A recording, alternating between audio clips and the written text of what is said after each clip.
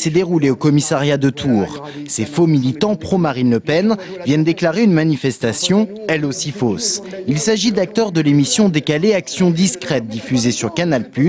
Fidèles à leur esprit, ils jouent la provocation. Face à eux, un policier qui tient des propos tendancieux. Tu sais qu'il existe au sud de Berlin un camp magique appelé Auschwitz. Mais sympa, sympa je dirais. Ouais, sur le fond de votre festivité, ouais, c'est ça, c'est cool. Moi, j'ai rien compris. On rigole. Bien l'esprit de votre fête. Ouais, c'est sympa. C'est festif. C'est festif. Festif, mais le problème c'est que dans la ville là, c'est un week-end, vous n'allez pas être tout seul. Comme on a l'extrême gauche à Tours. Ouais.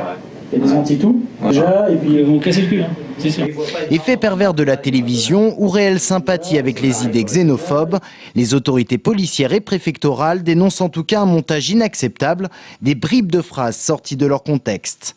La préfecture n'a pas souhaité faire de nouvelles déclarations ni sur cette affaire, ni sur cette autre polémique, celle de l'utilisation d'étiquettes syndicales par des policiers chargés d'assurer le renseignement dans la manifestation de samedi dernier.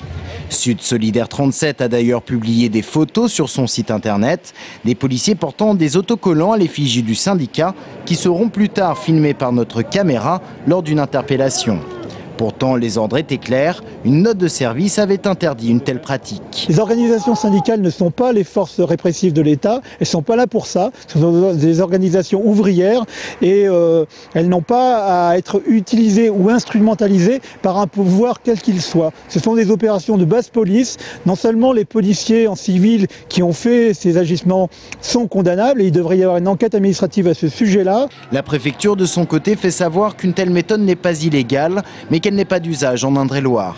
Samedi, près de 500 policiers étaient mobilisés, notamment des départements limitrophes. Peut-être là l'explication, selon la préfecture, de l'utilisation de cette méthode d'infiltration.